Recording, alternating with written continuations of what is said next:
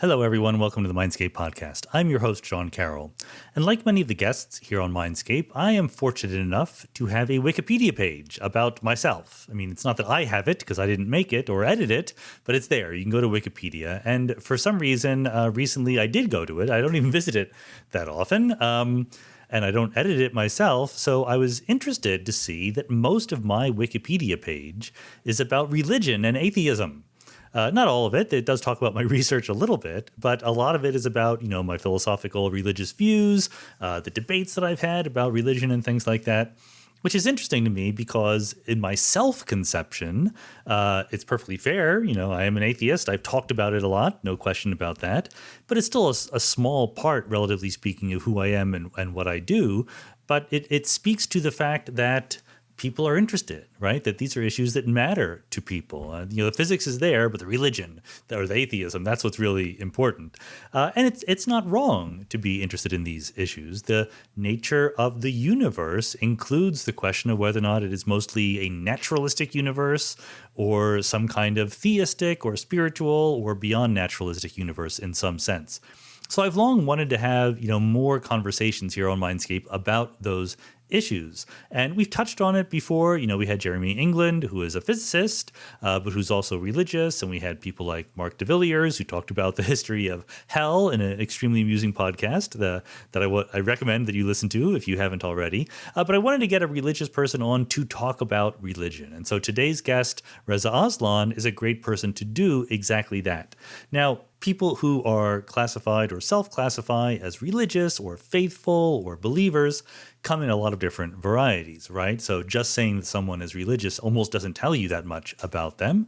There are people who are very hardcore and also very almost anthropomorphic about it. They think that God is a person up there judging them, making the decisions, deciding right from wrong. And there are people whose versions of religion are not that anthropomorphic, are closer to something ineffable and transcendent and quasi-philosophical. So Reza is an interesting person for his personal journey. He was born into a Muslim family, converted to Christianity at some point, and then converted back into Islam. So he currently calls himself Muslim, but he also, as we are going to find out, listening to the podcast, his views are what you might call pantheistic, right? They're something that God is not a person up there in the sky judging us, but God is a feature of the universe that is sort of transcendent and above the natural order of things, very important. And then, he's willing to admit, to be honest about his feelings about how this impacts the physical behavior of the universe. There are some people who want to say God is just a way of talking about the universe, but the universe obeys the laws of physics. Reza says, nope, there are people and other biological organisms and things like that don't exactly obey the laws of physics because there is this spiritual side to things that does intervene. So we talk about that. We talk about what it might mean. And, as always on the podcast, I'm here to listen to the person that I have as a guest and let them give their best possible case for their views while inserting my own opinions here and there. So you will hear me do that. So this is, I think, a very, reasonable discussion about two slightly different worldviews. We don't get into theism versus anti-theism, right? I'm not trying to bash religion. There's a whole discourse about whether or not religion is good or bad in the world.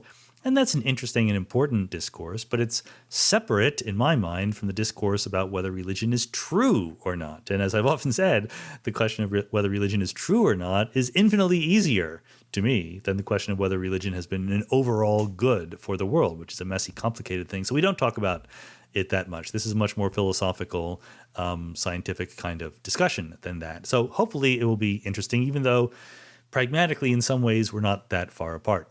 And if this kind of thing is up your alley and you want more, Reza has actually teamed up with Rainn Wilson, the actor known as Dwight on The Office and other places, to start their own podcast called Metaphysical Milkshake. So they're going to be talking about the meaning of life, existential questions of the universe with various people of different persuasions. So you can get more conversations with Reza and Rainn, etc. if you go to wherever fine podcasts are sold, Metaphysical Milkshake. The other thing, this is very far apart, this is a giant leap in subject, but I want to announce that after some requests from various listeners, we have a merchandise store associated with Mindscape now. You can go to TeePublic, TeePublic, tpublic.com, search for my name, or even better, just go to the Mindscape homepage, preposterousuniverse.com/podcast. In the right-hand column, you'll see a link to t-shirts, mugs, and more. So you can get t-shirts now that say Mindscape on them, and there's different designs. There's a Schrodinger's cat, awake plus asleep. There's the core theory equation, right, with all those Greek letters and so forth. There's a little graph of complexity and entropy changing over time. You can get these on t-shirts, on mugs, on stickers for your computer, whatever you want. Masks, right? If you want to have a mask with the core theory equation on it, here is your chance. So it's a tiny bit of money for me. Honestly, it was not worth the hourly rate. Let's put it that way. I'm not really in it for the money, but hopefully some people can have cute little t-shirts that remind them of the fun times they've had listening to Mindscape. And with that, let's go.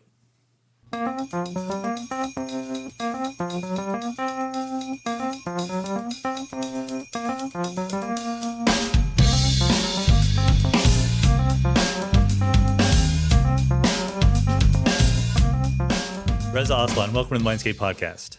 Hey, thanks for having me, Sean. I'm glad to be here. So let me start with like the most obvious question, the question that is pushing us here. You started a podcast. You've begun a podcast. Why in the world would you do that? Doesn't the world have enough podcasts? What is it that made you look Sean, around? I want in on that sweet podcast cash. Yeah, you know, good. It's just come to the right flowing. place. All those bucks. You know what I'm saying? How will you know what to do? Literally with them all? hundreds of dollars. Dozens of dollars will come your way due to this effort you're putting in. I'm pretty sure. I just started a t-shirt store. You know, that people have been asking me about that for a long time. When are you going to get like merchandise? And so I finally started that. Not smart. We haven't gotten to the merch yet on Metaphysical Milkshake, but this podcast kind of started. My friend, the actor Rainn Wilson, and I have been friends for a while, and people, obviously know Rainn as Dwight on The Office, this kind of iconic character that he created. But what people don't really know about him is that he is a deeply philosophical, very spiritual man. He writes and thinks a lot about, the questions of the human condition. Who are we? Why are we here? What are we supposed to do? Is there free will? What happens when we die? These are the things that kind of animate him. And they're the kind of questions that have always animated me. And so he and I would get together, sometimes have breakfast, have lunch, and have these kind of deep conversations about life's big questions. And, one day we were having breakfast and talking about the meaning of life. And then I think one of us just kind of said, we should maybe record this stuff and maybe people will want to hear it. And that's how Metaphysical Milkshake was born. We basically, every week is one kind of life's big question, And so, and we discuss it ourselves. And then we usually bring on some kind of expert to help us figure things out. Well, and I think a lot of, interestingly, despite the fact that we dress it up in robes of rationality and trying to think through this in a sophisticated way, a lot of times the attitude that people bring to these kinds of questions is driven by their personality just as much as it is by facts and reason and logic and things like that. And so there is a personality that's kind of like, let's all just get along. Aren't we all saying the same thing? Let's just ask questions. And there's another kind of personality that's like, here's the answer. You should believe me. So which side of this personality divide are you coming down on? Definitely closer to the here's the answer part. Okay. Out of those two. Yep. I mean, the thing about Rainn is that he's such a sweet guy, and he's exactly who you were talking about, that we're all the same. We're all pink on the inside. Let's reach across the aisle. Let's make common cause. Let's find out the things that we have in common. And I am much more, there are certain things that are right, and there are certain things that are wrong. There are certain things that are good, and there are certain things that are evil. And I don't give a fuck about reaching across the aisle to evil. Like, if you are somebody who refuses to acknowledge my basic humanity, my response to you, is go fuck yourself. Not, let me reach across the aisle and figure out why you think that I should go back to my country.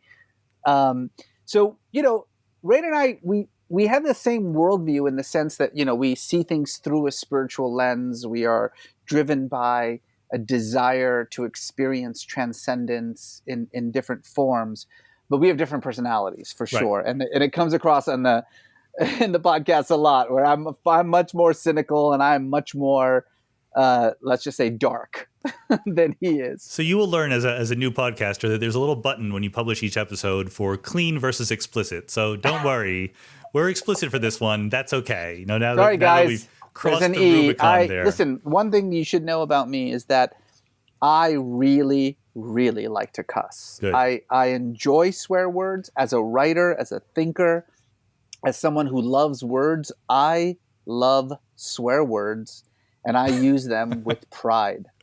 I'm not sure what God thinks about that, but I'm glad that you're explicit about it. So I like that sort of good cop, bad cop, buddy act that you're bringing then to the podcast. But then it opens up the next question, which is, so we have set the stage a little bit. How would you characterize your own personal views about these questions? I know that probably there's a lot, it would require more than a few sentences, but how should we think about your perspective here?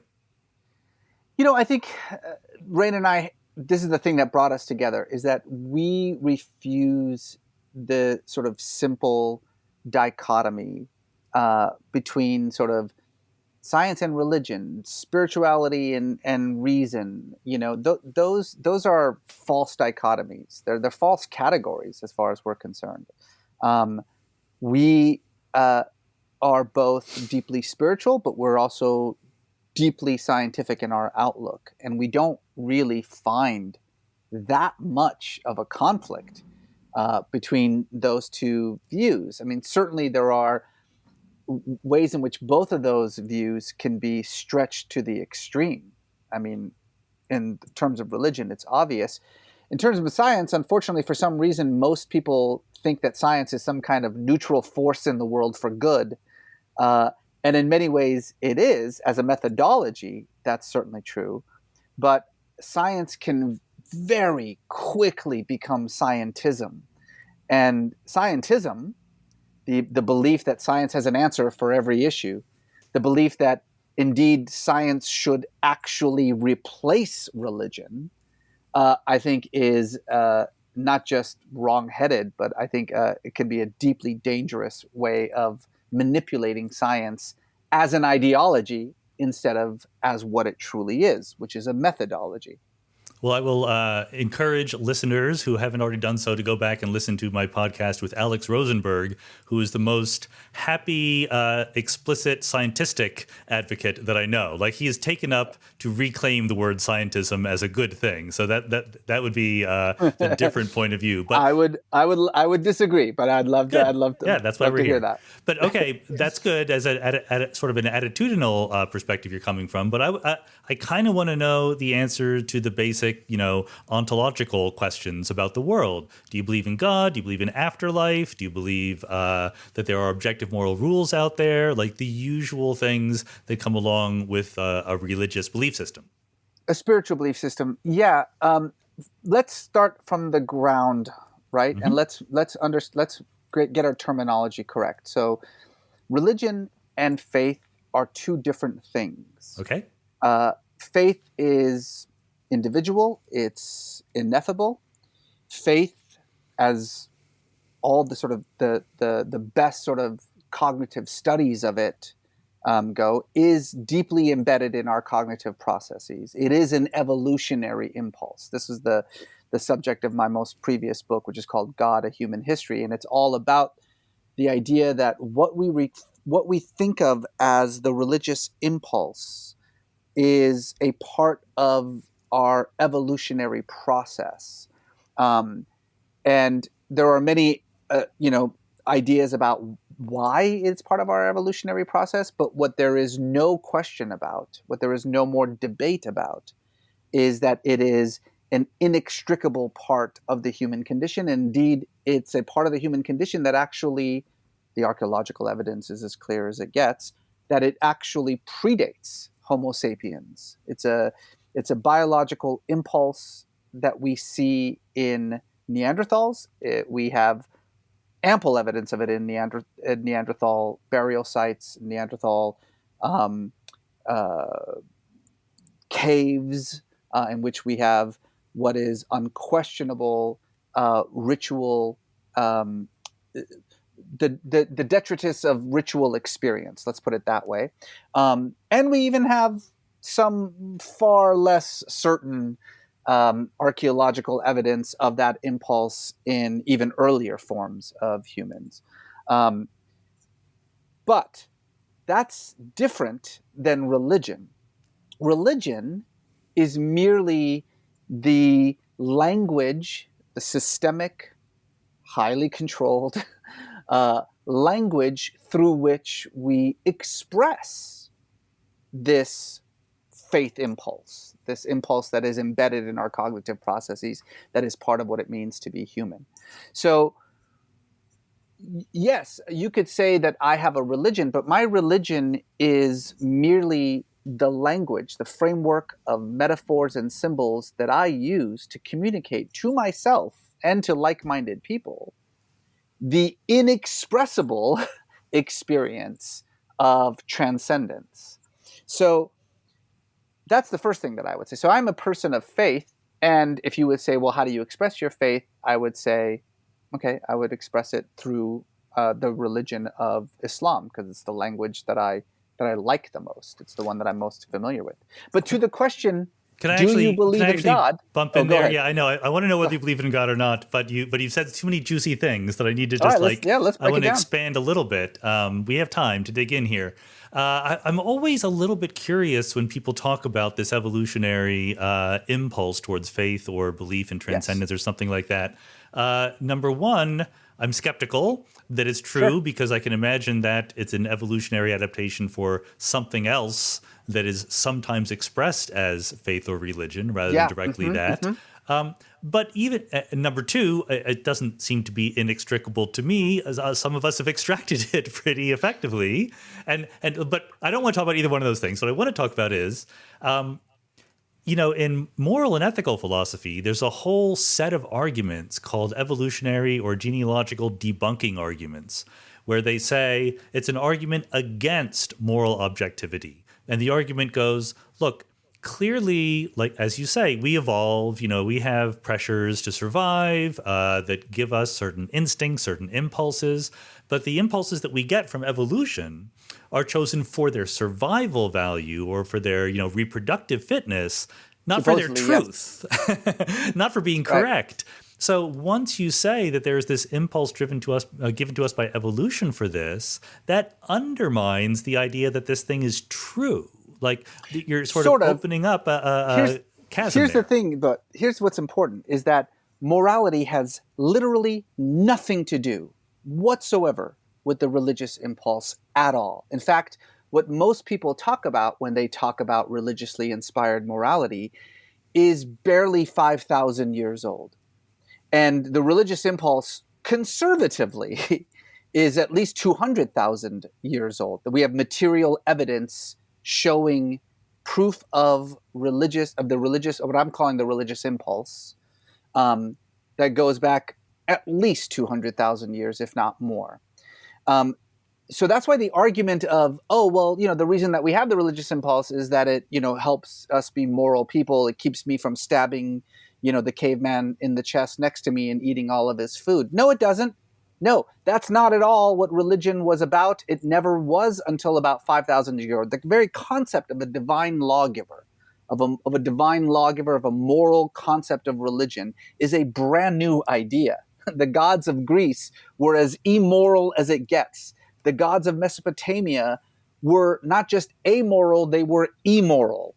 By no means, that is people who make that argument are making a very unsophisticated argument. But you're absolutely right in that the problem with what I would say, a fairly accepted proposition that whatever the religious impulse is, it is a product of our evolutionary processes, our cognitive processes, has to do with the fact that it is universal and it, as I say, it goes back to even before Homo sapiens arose as a species. Now, the question is why, and you said it very smartly, the consensus view of those cognitive scientists, those cognitive theorists of religion who have studied this, is that because there is literally no adaptive advantage whatsoever for the religious impulse. I mean, none. If anything, in terms of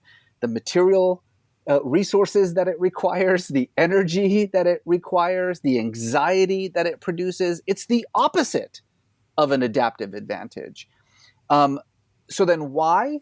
The consensus view seems to be that it is the unintended result of some other evolutionary, some other adaptive advantage. And there are two primary candidates for this. One is the theory of mind, which most people are familiar with. The theory of mind is that thing that makes you realize that the thing that looks like you feels like you. It helps you create empathy and all that stuff. And then, of course, there's what's often referred to as the HAD, or the hyperactive agency detection device. It's that thing that makes us think that every knock that happens, in your house is caused by someone doing the knocking.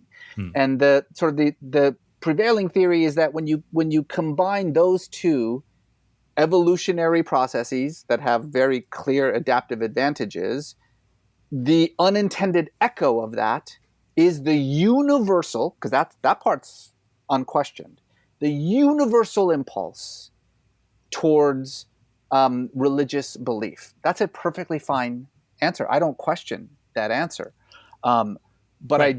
I'm sorry. So just to be clear, I was actually not in any way making an argument that religion evolved because of morality. I was merely making an analogy between the structures of two arguments. One says your beliefs in moral objective truths are ungrounded because it would be too weird for those to be the same moral truths that were given to us by evolution. I'm having trouble getting the sentence out. Likewise, analogously, if you say that there is a religious impulse given to us by evolution, it makes it highly unlikely that your religious beliefs about the world that you get from that or that you associate with that are true. True, and they're not. Okay, good. Yeah, so the religious ideologies that arise from this universal impulse are nothing more than man-made frameworks. I use the analogy of language because it just helps people think better, right? They're man-made frameworks that help to, in obvious ways, control, but also to make sense of what is a universal impulse, right? Right. The impulse is there. The decision to not believe is an active decision, but the belief impulse you're born with, for reasons, again, that may have nothing to do with the actual belief itself, but that's just a kind of a byproduct, an accidental byproduct of some other, impulse that we have. But nevertheless, it's there. It has to be unlearned. So let me give you the chance to tell our audience whether or not you believe in God. Yeah. So this is what I was going to say. Anytime anyone ever asks you the question, "Do you believe in God?" the only legitimate answer is, "What do you mean by God?"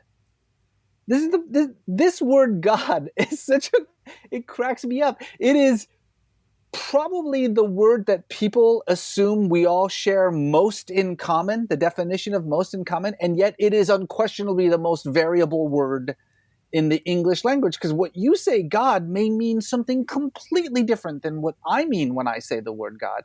So if you say, "Do you believe in God?" I have to say, "Well, what do you mean by God?" Okay, that's perfectly fine. I completely agree that it is entirely an ill-defined concept. Is there anything that you believe in as part of the fundamental architecture of the world that you are comfortable associating with the word God? Yes. So my conception of God, whatever God is, and this is very much, born from my own personal experience, but it is a part of, I'm gonna rely, because we have no choice, I'm gonna rely on the language that I have available to me, this kind of ready-made, prepackaged language that is given to me, offered to me by the religion of Islam, but in this particular case, very much more specifically, the Sufi tradition within Islam, which is kind of the mystical tradition within Islam. My conception of God is as pure, necessary existence. And so my view of God is not like a lot of other views of God. My God is not anthropomorphic. My God has no human qualities or human attributes whatsoever. My God is pure existence. But as pure existence, and this is where Sufism kind of comes in, as pure existence, that means that, sort of just logically speaking, nothing can exist that isn't God. Nothing can exist outside of the thing that is pure existence. And so I am what is often referred to as a pantheist. I believe that all things are God, that God is all things and all things is God, that nothing can exist except insofar as it shares in the only thing that exists. And so that pantheism, which in the book that I was mentioning, my book God, A Human History, is the earliest form of spirituality, is the kind of spirituality that I ascribe to now. But do I think that God has a will, a plan, a purpose? These are human terms. They don't belong to God. Do I think God is good or evil? That's a human construct. Yeah. If you've always said you wanted to read more, this summer is yours for the taking. Empower your inner reader with Literati book clubs, where you can read alongside the world's most inspiring authors and leaders. Join Malala, Stephen Curry, Richard Branson, and more on their next reading adventure. Literati delivers the monthly book picks straight to your door, so you can spend less time finding a good book and more time actually reading one. Whether you're enjoying beach reads with Ellen Hildebrand or exploring mythic realms with Joseph Campbell scholars, you'll find their brilliant insights on the Literati app. Authors, leaders, and activists spark lively conversations in 12 different unique book clubs, engaging a diverse community of readers from all around the world. That means you can talk about Steph Curry's favorite books with Steph Curry, the real person. Reimagine what a book club can be. Redeem your free trial at literati.com/mindscape. That's literati.com/mindscape to learn more and read more with Literati.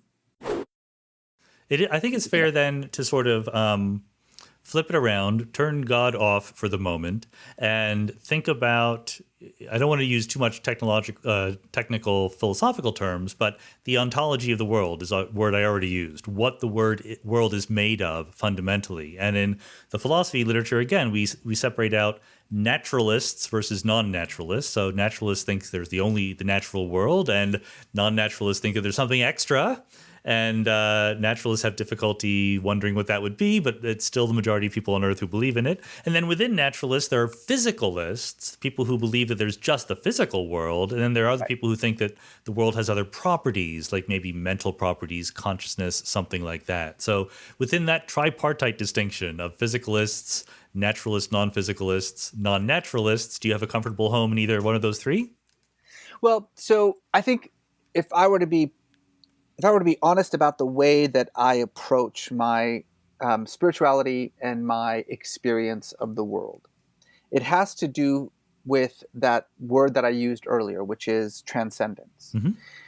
I am not a physicalist. I'm not a materialist. I do not believe that the only reality is that reality which I can empirically experience. Okay, I think that is a profoundly arrogant and strangely anthropocentric, view of what reality is. I do believe that there is a fundamental reality that lies beyond the material realm. And I believe that reality can be experienced, that we have the ability. It's not some kind of magical, I hate to use the word spiritual because then people immediately think that I'm talking about magical thinking. I believe that whatever the religious impulse is, it is a process of electrical currents in my brain. I believe that my brain is chemically created to have a spiritual experience. And so I believe that the fullness of the human experience cannot be contained solely by the material realm. I don't think that the brain is meant to do that. I think that that realm of transcendence, that which lies beyond, is a thing that every human being, every brain has the natural capacity to experience. And indeed, the experience of it is the fullness of what it means to be human. So that's why I'm a spiritual being. Yeah. That's why I long for spirituality, not because I think it's outside of the material, but I think it's because it is, or outside of, reality, I should say. Good. Because it is but separate from the material. It it's is a different separate from thing. material. Okay. Yeah, that was the wrong. Yeah. Got it. But because I believe that it is a natural function of my brain that I should take advantage of in order to fully realize what it is to be human. Good. That part is very clarifying. I like that. I'm going to ask you two more clarifying questions before we can back up and sort of justify some of the claims. All right. Is there any sense that you believe in something along the lines of life after death? Yeah, so, this is a topic that, as you can imagine, we deal with a lot on Metaphysical Milkshake. It is the ultimate metaphysical There you go, yes. question. Plugging the podcast, excellent. This is not your first rodeo. Right. I like that. You got to always kind of bring it up. Apple Podcasts, please subscribe wherever you listen to podcasts.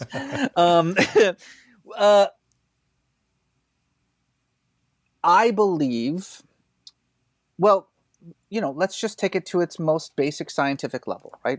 The fundamental rule of science is the preservation of matter and energy, right? So the notion that whatever exists today has always existed and will always exist as long as the universe exists. That the collection, of matter that has made me who I am and that has given me a sense of consciousness. Again, I don't believe that consciousness is some magical thing that exists. I believe that it is the result of the matter that has created me. And that matter is eternal. Now, so that it'll always exist. Once I'm gone, it'll continue. The question is, will it continue still in the form of my consciousness or not? That's where my spiritual views of the afterlife begin, right? So that at that point, that's where I have to say to myself, I would like to think that whatever combination of matter and energy has created my sense of me, that sense will continue almost like as an imprint on that matter, on that energy. And so whatever the afterlife is, it's that experience of returning to the universe, that, the matter that is me goes on to be the matter that is the universe, but that carries with it, again, almost like an echo, the imprint of whatever my consciousness was. That's what I like to think is the afterlife. But that's obviously a far cry from either what most religion tells you, because religion wants you to continue to be you later on, right? And I think that's where the trickiness comes. Well, I think, what the difference, as I would put it, is that, you're talking about your existence having this persistent impact on the world after you've gone, in some sense. But the difference is that when you're alive, the world can have an impact on you, and you can feel things about it and think about it and respond to it and feel happy or sad. And it sounds like you're not accepting the existence of those things once you die. Again, because language is so limiting when we're talking about these kinds of things, that we have to rely. I was going to say we have to rely on metaphor, but even when we're not relying on metaphor, we are using metaphor because we have no choice but to talk about these things in terms of metaphor. But the Sufis have this sort of wonderful notion about how the way to think about it is a drop of water in an ocean, right? Like you're the drop of water, and you are dropped in the ocean. Now, do you still exist as an entity, as a drop? I mean, No, you no, don't. not really. Yeah, right. I mean, not Pretty really. clearly, no. But the drop that was you is part of this larger ocean now. So the question is there a part of the ocean that is you, exclusively you, Right. individually you, or is the moment that you are part of that, the moment that the matter and energy that is me standing here talking to you is now dead and gone and now slowly absorbing back into the universe, is any of that still me? I wish I knew the answer to that question, but this is again where the faith part comes in, where it's like, that is what I'm comfortable saying with confidence, that whatever is me continues forever. The question is, as it's continuing forever, is it still me? Does it carry any of me still? And that's where my faith says yes. But that's just pure. With the inflection. Do you like the way that I said exactly that yes? inflection? Yes. Yes, maybe. Yes. But okay, I mean, just to be clear, that diverges pretty dramatically from what my understanding of the Orthodox Islamic position would be. That there is a paradise, there's a hell, which there's place a heaven, you there's go. a hell, there's a place where good people go and a place where bad people go. Right. It depends on what you did and what you believed, and so that's not part of your personal version. Well, look, those are again human attempts to make sense of the incomprehensible, right? Christianity has a heaven and hell. Islam has a heaven and hell. And I think most people, most of your listeners would probably think that the concept of heaven and hell is an ancient concept, that it's one that you would find in most religions, that it's an early form of religion. The concept of heaven and hell is 3,000 years old. It was invented by a man named Zarathustra. He's the first person who said, actually, no, there's a good death and a bad after death, and some good people go to the good place and bad people go to the bad place. That's 3,000 years old. Again, if you take me even remotely seriously, and you take my 200,000 year explanation for the origins of the religious impulse, 3,000 years, a concept of heaven and hell, this is a very new idea.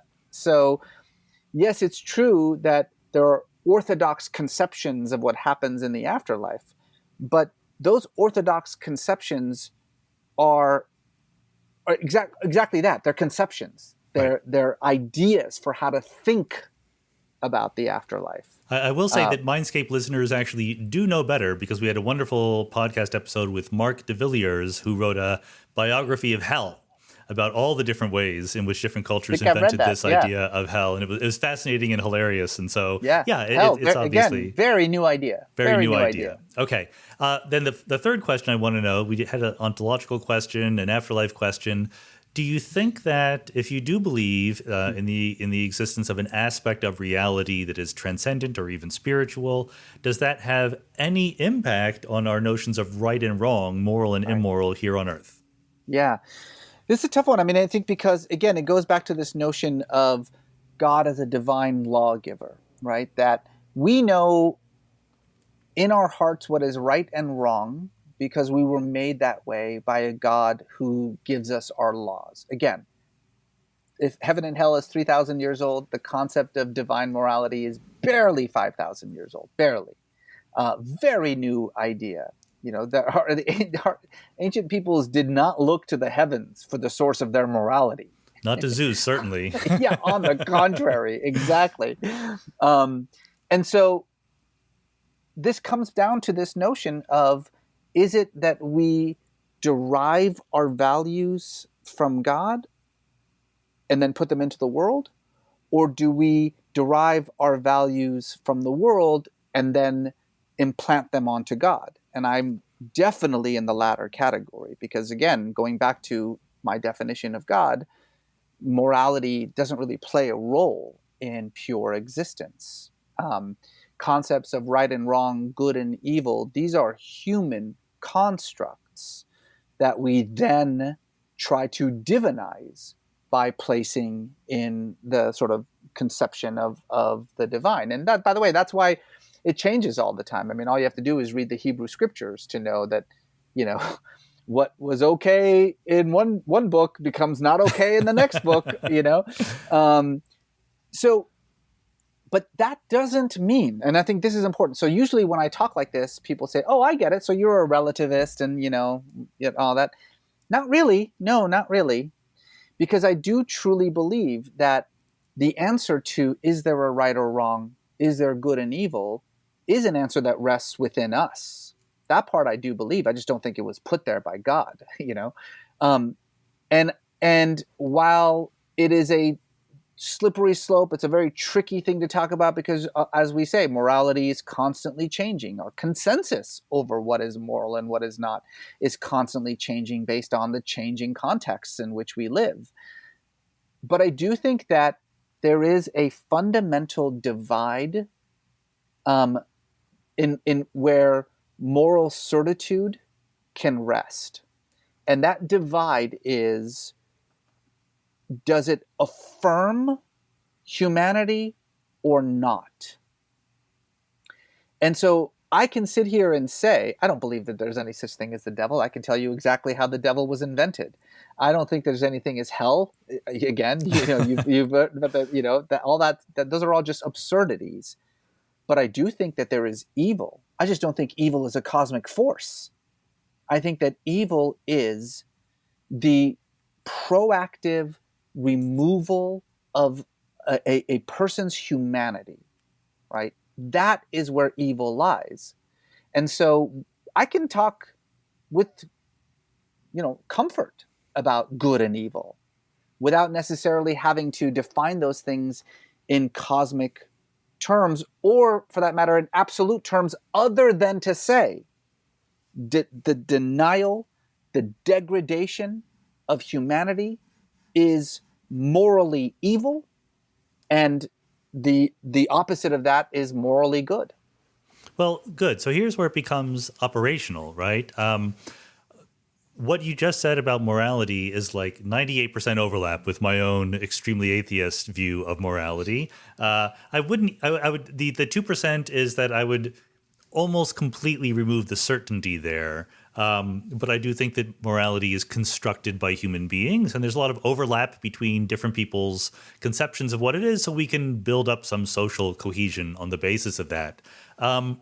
So let's dig into how that relates to religion in some way. I mean, nothing that you said referred just now to the existence of this transcendent realm. So number one, is there any connection there for you? And number two, how should we think about the fact that more traditionally, or at least in more organized religions, or among many religious believers, they directly look to religious instruction for moral instruction?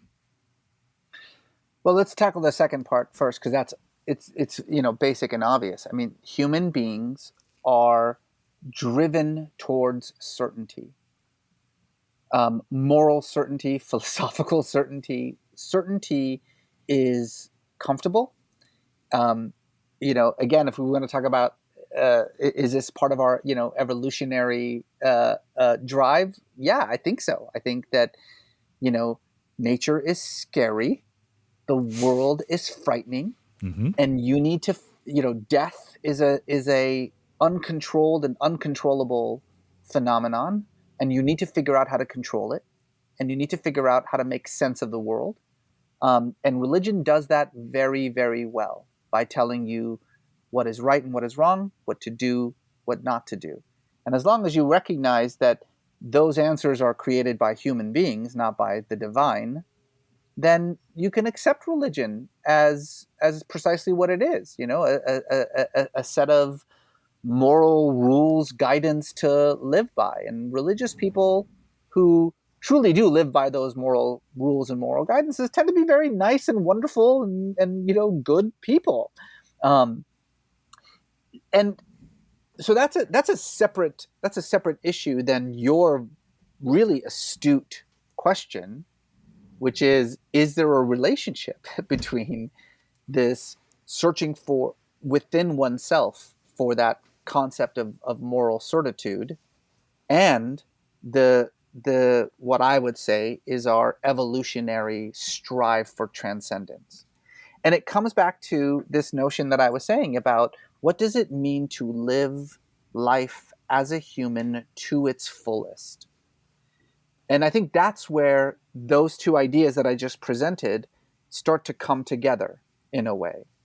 I do believe that striving for transcendence, using the cognitive processes that you have in order to expand your mind and to experience things beyond the material realm, is the fullest expression of being human.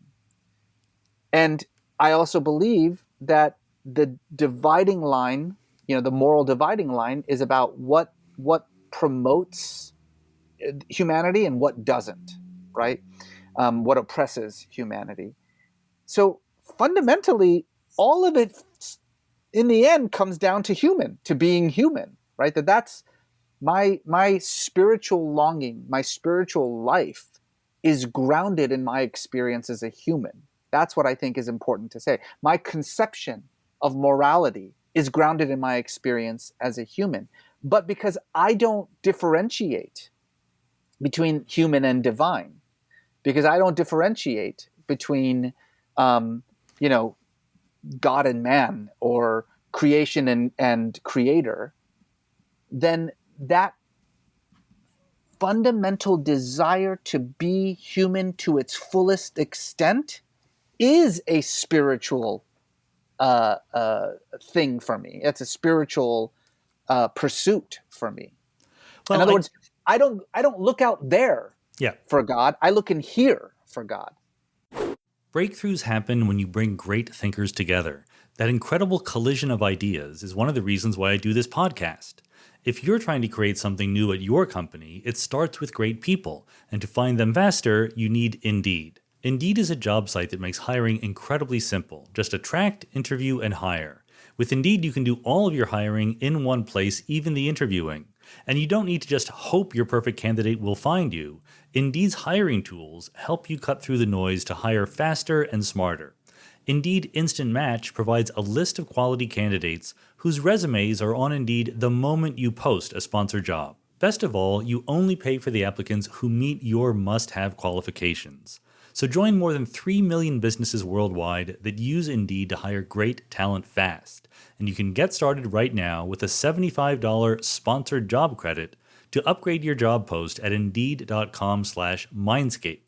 That's a $75 credit at Indeed.com/Mindscape. Offer valid through September 30th. Terms and conditions apply. No, I think I get that, but I worry that it is making blurry a distinction that matters to me. So I want to sort of interrogate it a little bit. Yeah, tell me. Part of me wants to say that operationally, like I said, we're not that different in our views on morality. So how would things change if the language you use, as you say, you like to say that religion is kind of a language that we use to interpret the world. What if we dropped all the religious part from that language? What if we were physicalists? What if we said, I'm a bunch of atoms, I obey the laws of physics. Once I become a complex collective creature, I don't know what all of my atoms are doing, so it makes more sense to think of me as an agent that has desires and goals and makes choices and wants certain things to happen. And that's the world. That's the world we have evidence for and we live in, and we can be happy with that. I mean, how does my life change if I say that versus adding on to it this other aspect of reality that is not captured by physicalism? Well, I think in order to truly answer that question, we need to have a far more expansive definition of what religion actually is and what it does. I think when the problem is that when people think of religion, they think of God. That they, as far as most people go, those things go hand in hand.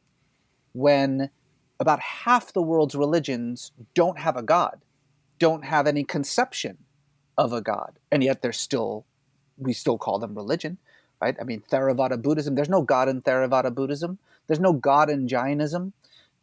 These are strict ancient religions. So then the question is, okay, well then what the hell is a religion then? Is it about ritual behavior? That's not such a bad definition of religion. Communal, ceremonial, ritual behavior. But if that's your definition of religion, then a football game is religion. Right. Right? Okay, so let's remove the ritual aspect of it for a moment, and let's go with what Reza is talking about, which is sort of the striving for transcendence. Maybe that's what religion is. Okay, well then I guess mountain climbing is a religion then, because a lot of mountain climbers I know do it because it's an experience of transcendence for them. Mm-hmm. So what the hell is religion then? I would argue that religion is, if you really break it down in all those ways, it's just another kind of ideology. Religion as an ideology isn't all that different from other ideologies, from patriotism, from nationalism, from communism.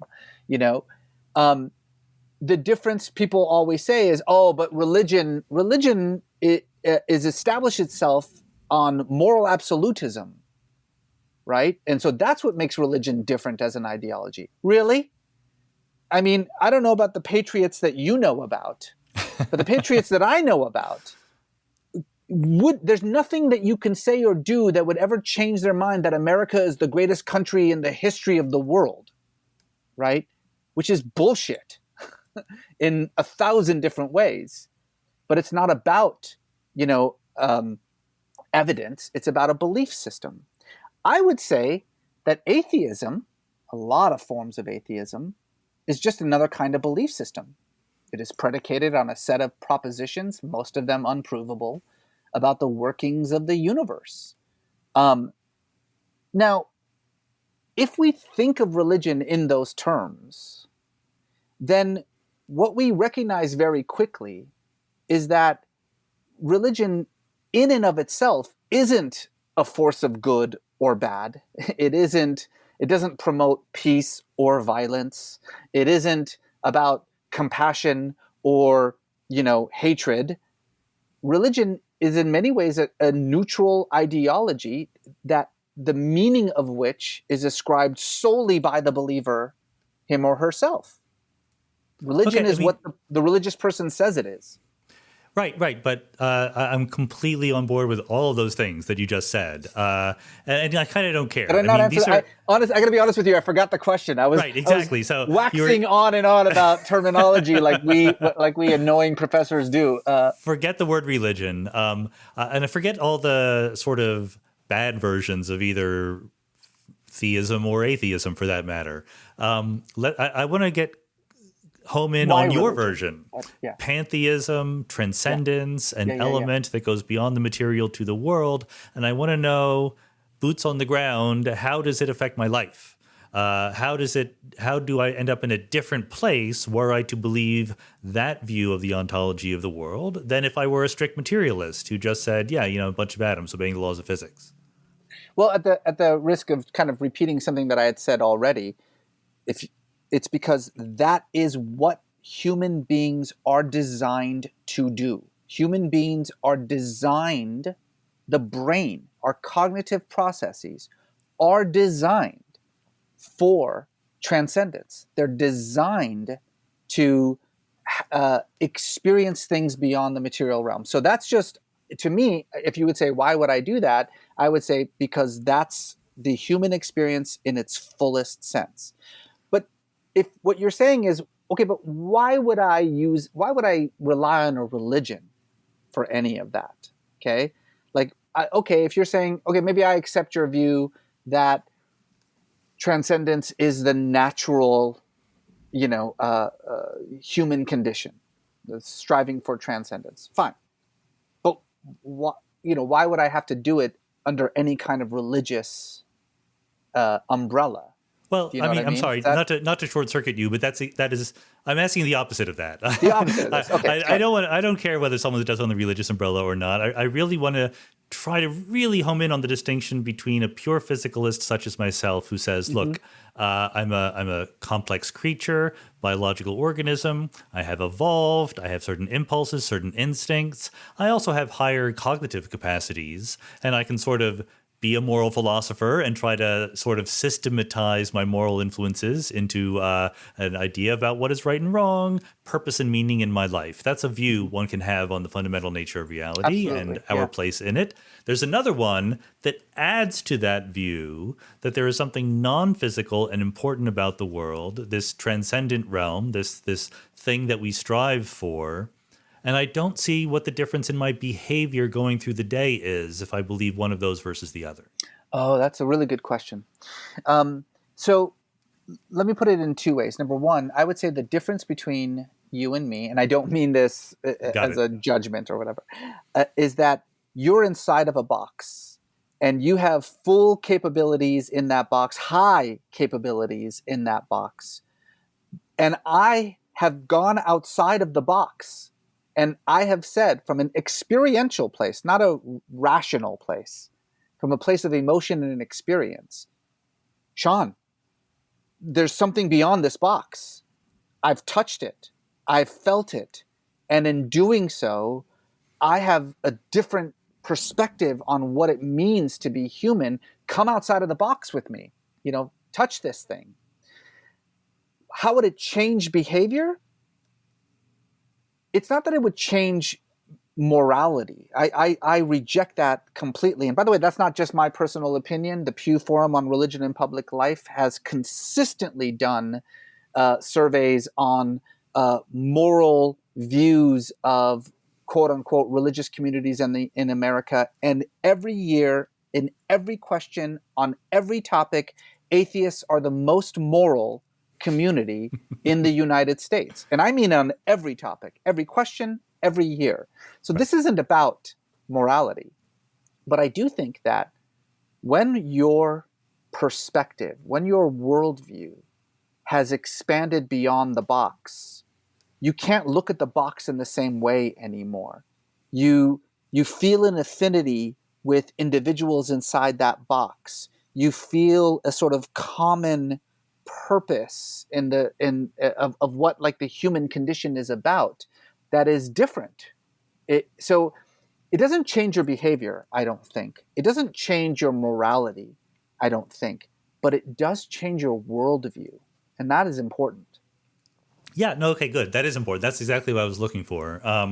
I can see how that particular set of beliefs would help orient one in terms of the meaning of their life, not to put it into grandiose terms, but what our goals are as we live our lives. So like you say, maybe not right or wrong, but how should I think about myself here embedded in the world?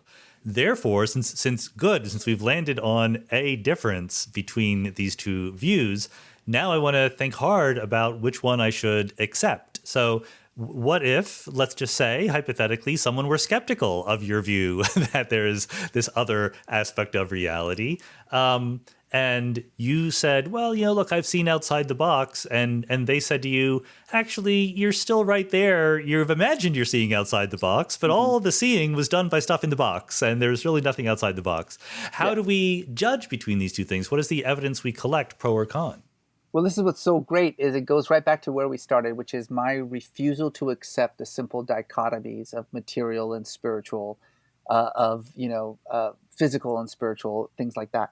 A more sophisticated how do you know would be no, you didn't look outside of the box. Your brain, fired off certain chemical reactions that, by the way, I could repeat in a lab if you wanted to. I could stimulate certain parts of your brain and make you think you're outside of the box. You weren't really outside of the box. Just think you were outside of your box because your brain tricked you into thinking you're outside of the box. See, that's the problem right there. Of course, my brain told me I was outside of the box. The chemical reactions that happen in my brain are the only experiences that I have ever had, period. Every experience, ever, of the material or the non-material realm that I have ever had is just the result of electrochemical reactions in my brain. Nothing exists that doesn't happen inside my brain. So that's not a good argument. In fact, on the contrary, it's my argument. My argument is, yeah, that's right. I tapped into that part of my brain that helped me experience outside of this box, and you should too. In fact, not only should you, but you must, because your brain was designed to do this, and you're not doing it. Good. So I mean, I gotta be my physicist self. Not as even as an argument, but just as a clarification of how you think this works. I just finished writing a paper for the Journal of Consciousness Studies in response to Philip Goff, who is a former Mindscape guest, who's a panpsychist, and he's invited people from different perspectives to talk about how they think about consciousness. And my view of consciousness is, I'm a physicalist, so it's a collective emergent phenomenon, blah, blah, blah.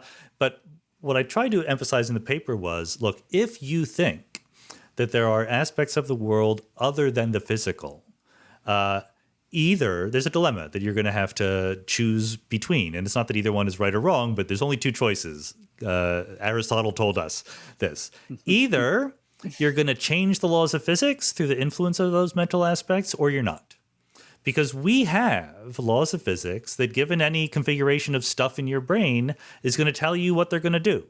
And there's no influence in those laws of physics of anything non-physical.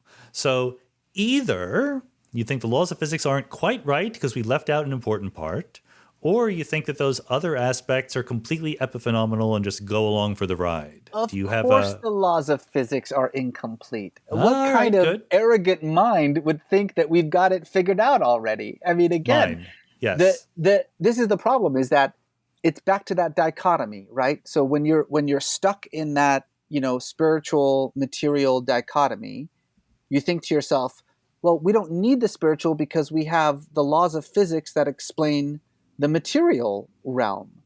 And when someone shows up and says, no, what you call the material realm is missing something. It's missing something that isn't separate from, the material realm, isn't something that's out there. It's a means of experiencing the human condition, the means of experiencing reality that is more expansive than the five senses that we are locked in, right? So I completely hear you. You're like, well, but then we'll have to rewrite the laws of physics. Damn right we have to rewrite the laws of physics. The more we expand our understanding of the universe, the more we're going to have to change, the frameworks around which the frameworks we use to explain it. So you think, in other words, and so I'm just I don't want to be too coy about it here. My view is, no, we're not going to change the laws of physics. The laws of physics are incomplete. There's plenty of things we don't understand. But as my longtime listeners know, the laws of physics that are required to explain what's going on in your brain are 100% super duper understood.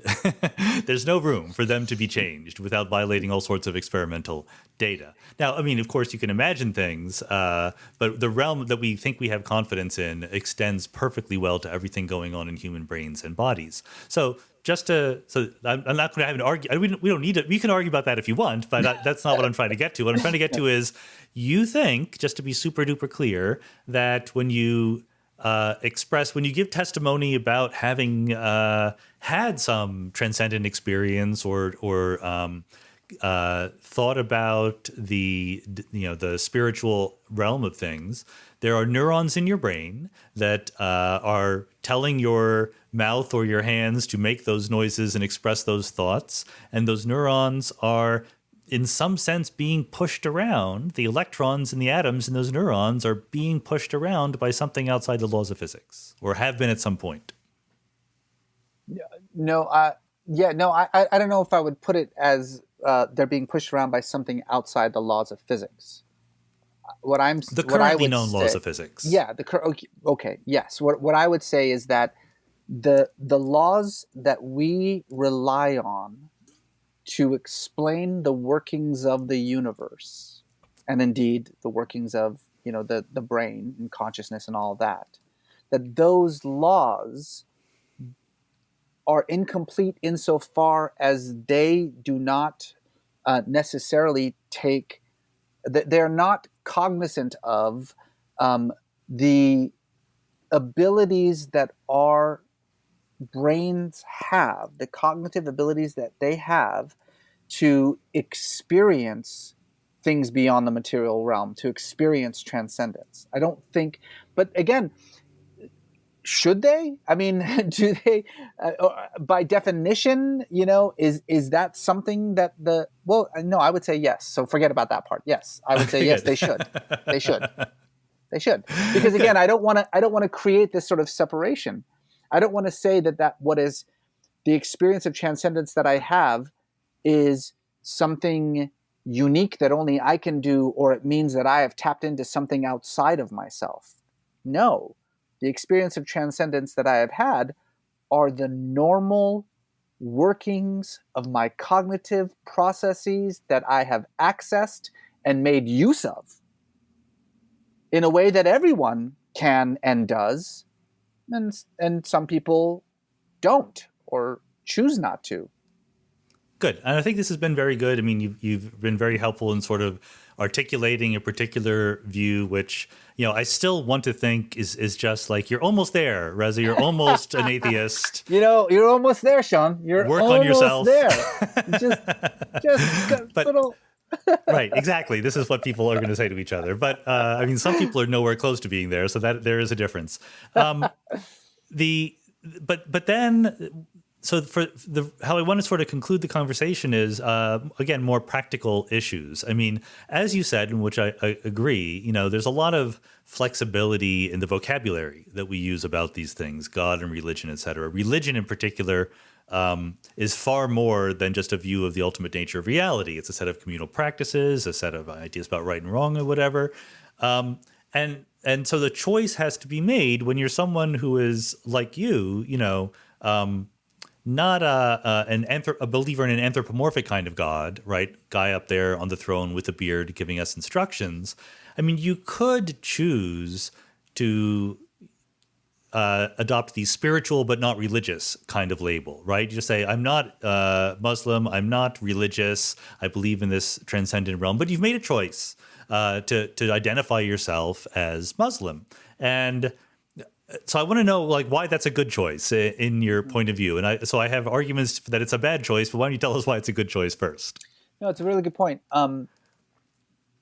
It does go back to that thing where, okay, so let's say you're somebody who is spiritual, wants to experience transcendence, strives to experience transcendence. I would say that there are two ways of expressing that emotion. One is the sort of monastic way of doing so, where it's all deeply internalized. It's all a part of how you understand the world and your place in it, but it's personal, it's individualistic, it's your business. But let's say you want to talk about it. Yeah, which people let's tend say to you want to sometimes just do. even express it in words. I mean, just if anyone listened to the last 50 minutes of this conversation, they would be like, what the fuck are you guys talking about?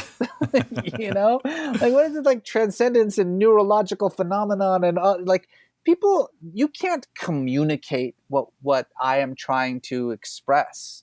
Can't paint a picture of that. In these words, exactly. I do want to communicate it. I want a community. I want to be able to commune with others who have had similar experiences. And I want to be able to express in human terms what that feeling was like. I don't know how to do it. I really don't know how to do it. I can rely on symbols and metaphors because that's all that's available to me. So I have to use, symbolic, metaphorical language. Now, I could come up with my own symbolic, metaphorical language. It would help me understand it. But if you don't speak that language, how would I communicate it to you? And so I want to communicate it. And so I know a language. I have this language. In my case, it's Islam. That allows me to express what is fundamentally inexpressible, and allows others who speak that language to understand what I'm trying to say, and then and to feel it. When I give lectures on this topic, I do this experiment sometimes, and this might work with your listeners, or maybe it won't, but we'll see. But I say to them, what if I said, I have been washed by the blood of the Lamb? And then I ask people, raise your hand if you know what I'm talking about. And usually about half the audience, raises their hand. And I say, raise your hand if you have no idea what I'm talking about. And the other half raises their hand. The audience, the half that has no idea what the hell I'm talking about, heard me just say that, what, you took a bath in lamb's blood? Like, what the hell are you talking about? Because they don't understand the metaphor. But the half that does understand the metaphor, because it's a Christian metaphor, it's an evangelical Protestant Christian conception of being born again, being saved. That half and I, not only do they understand me, but we shared an intimacy that is impossible to fake, or to recreate in other circumstances. Why? Because we share the metaphor. And so we had this instant, intimate bond that allowed us to communicate at a completely different level. We'll call it a non-material level if you want to, but at a completely different level. That's why. That's the why. Why do I, somebody who has studied the world's religions and who knows what bullshit most of religion actually is, okay? Yeah. Why do I choose a religion? That's why. Because I want to be able to express it. I want to be able to have a moment in which the person on the other side of me says, I get you. I know what you're saying because I understand the metaphor. Well, I do get... But can I just say one last thing? Sure. But if you start to forget that it's a metaphor, if your belief is in the metaphor and not what the metaphor stands for, then you're doing it wrong. And unfortunately, that's what most religion is, and that's not religion's fault. That's just the human condition. Right, but since humans made up religion, it's kind of, religion's fault and humans' fault also. But so I get that, and I that's a very clarifying answer also. And so let me just lay on very quickly a version of my worry, for even though I appreciate the answer you gave, there's countervailing aspects. I apologize to podcast listeners who've heard me tell this story before, but I was once at Renaissance Weekend. Renaissance Weekend, like friends of Bill Clinton. I've been to the Renaissance Weekend. You've been to the Renaissance Weekend, right? So they invite you there, and then you're on all sorts of panels and things like that. You don't even know before you show up what you're going to do, and it can be fun. There's all different kinds of people. So they had a sort of after dinner entertaining panel about like right and wrong. I don't know who came up with this idea, like morality, right? So 12 people from the couple hundred who were there were asked to come up and share their reflections. I was one of them. And due to the inclinations of the organizers, there were 11 religious people and me. And explicitly religious people, not like, just personal monkish religious people. Yeah. And when it came for the prompting question that was asked to me, the question was, I'd be really interested to hear, Sean, what your best argument for religion is. And I'm like, I'm the only atheist up here talking about right and wrong, and I'm not allowed to talk about atheism. And I think that this is a reflection of the fact that with all the potential helpfulness of a shared metaphor, there's also obviously potential danger in leveraging these views about the fundamental nature of reality into pretty strict and not always correct rules about living our lives. As we're recording this week, the Supreme Court came down with a ruling that didn't allow the city of Philadelphia to tell Catholic social services that they had to be able to let gay couples adopt, right? And the reasoning is that there is it's a narrow legalistic reasoning, but the culture war is that there's religious freedom, right? Catholic social services don't believe in giving adoptive children to gay parents. So it's an example where in my mind, this religious language is co-opted and leveraged into a certain kind of regressive point of view. And to me, that danger is bigger than the benefit you get from a shared metaphor. And here's what I would say to you. By the way, I've got an op-ed on that Supreme Court case in the LA Times coming out tomorrow. I don't know when this podcast will be available, but it'll be in the past by the time. And it is precisely an op-ed, from the perspective of three scholars of religion, decrying the way in which issues of religious liberty are being used as a shield for prejudice and racism. Yeah. But again, there is nothing rarefied about religion in that regard. To blame religion for acts of prejudice or violence, or the negative things that come from religion, would be akin to blaming socialism for Nazism or communism for for Marxism, or Marxism for communism, or for that matter, blaming science for eugenics. What I keep coming back to is that this is who we are as human beings. Because we strive for certainty, because we are naturally prejudicial people, and because we strive for power, we will use any ideology to control and to oppress. That's just what we are. We will use secularism for that very same reason. I always remind people that, Mao killed 10,000 nuns. Why? Simply because he saw religion as a force for evil that needed to be rooted out of society. And so he did so by slaughtering, religious people. This is just what we do.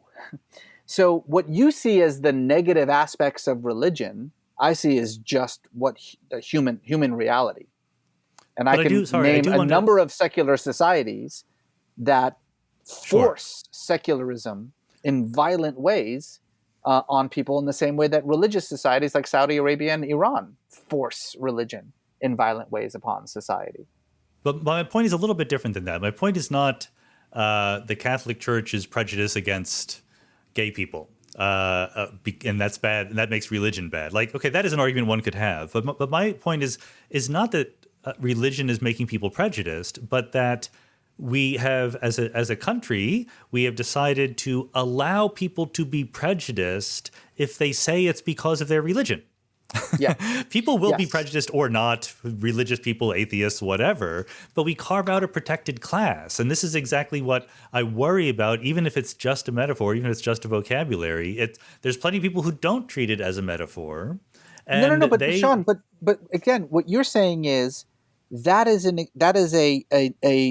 negative thing about religion. And I'm saying that's a negative thing about the fucking Constitution, right? That the problem isn't religion. The problem is America. The problem is the fact that we have given religion this elevated position in our society. But that's not religion's fault. That's not an excuse. That's not a reason why religion is bad, right? That's the argument that I'm trying to make. I'm trying to think of another stupid metaphor for this, but the Second Amendment, right? Yeah. The problem is our Constitution. The problem is the ethos through which this country was built and through which it is continuing to be run. The problem isn't a machine called a gun, right?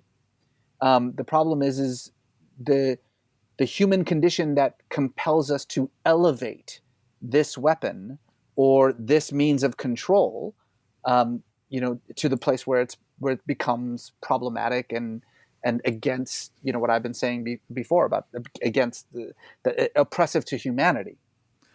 I love this metaphor. This is the best metaphor I've ever heard on this podcast in over 150 episodes. And so let me turn it against you, and I'll give my final pitch, and then you'll give your final pitch.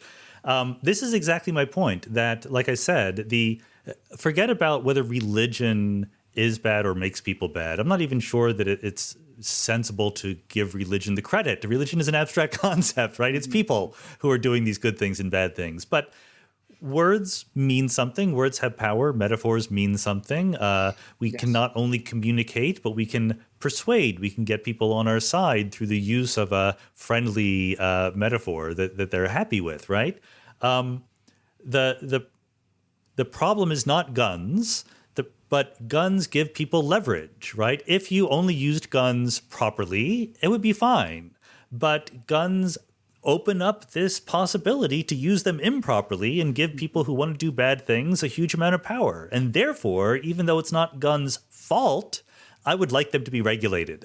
Right. Likewise, it's not religion's fault that people are prejudiced. Like, I completely agree with you, as you've said here and elsewhere, that we take our morality and give it to religion rather than the other way around. But I think that religion is an amplifier for some of those impulses. Yes. And what I think is that like I said, I'm just going to say it again. It's not that that religion makes us do bad things. It's that religion can be used as an excuse for doing the bad things we want to do. And to me, it would be better if we just all faced up to the fundamental ontology of reality, realized that all of our morality, et cetera, was constructed, that we're fallible, that we don't all agree, get together in the public square, hash it out, and live happily ever after. No, I completely agree, and you're right. Using my metaphor, that's a very good way of thinking about it. That religion amplifies some of the worst impulses in humanity. Historically speaking, it also amplifies some of the best impulses in humanity, including civilization as we know it. So, how do you get one without the other? Like, how can you say, well, then let's just rid the world of religion and then we won't have that amplification either way? But it depends on how you think about the human condition, whether you think we are naturally, that we're naturally compelled to do good, or the opposite. I tend to be a little bit more negative about about that view. And so I can't help but think that in a world without religion, we would have some other amplification. We would use any other amplification, including science, including secularism, including atheism, because I can give you many examples. Mao slaughtered those nuns in the name of atheism. That doesn't mean atheism is a force for evil, we don't need to talk about the crimes of science, but you understand what I'm saying here. I don't know what we do about the amplification of bad that religion gives without sacrificing the amplification of good. And yes, I would imagine that most of your audience tends to focus on the bad stuff, but we can't ignore the profound good that is coming. What you just look at the civil rights movement was a religious movement. The anti-war movement was a religious movement. These were movements that were predicated on the pulpit. So if we're going to blame religion for the bad things that come out of religion, let's at the very least, maintain some kind of logical consistency and also praise religion for the good things that come out of religion. I'm very happy to do that, but I know I said I was going to give my final spiel, but I'm very happy to give religion credit, like Richard Dawkins. I love the art and the music, right? Like religion is responsible for all sorts of good things in the world, and also good acts, good. It can inspire people to be better than they would otherwise be. I just don't want to carve out a special legal place for people to be allowed to do bad things because they say it's what their religion tells them to do. Yeah, I've written a lot about this carving out the special place, which I have a problem with too. The idea that we don't tax religions to me is absurd. The notion that we actually not only do we not tax religion, but that we give religion economic incentives to do in the world what government won't do is absurd, right? Or whatever we call it, faith-based, whatever. Yeah. That is a failure of our very system. I couldn't agree more about that. But insofar as a force in the world, I think the evils of religion are no greater than the evils of any other ideology that has had a global footprint. And I've mentioned, secularism, atheism, communism, socialism, scientism. And the good of religion is pretty profound and much more difficult, I think, to commodify, in a way that allows us to sort of just put it on a balance. We notice the bad stuff. We don't pay enough attention to the good stuff. That's all I'll say. And with that, I will give you the last word. Reza Aslan, thanks so much for being on the Mindscape podcast. Thank you, Sean. Thanks for having me.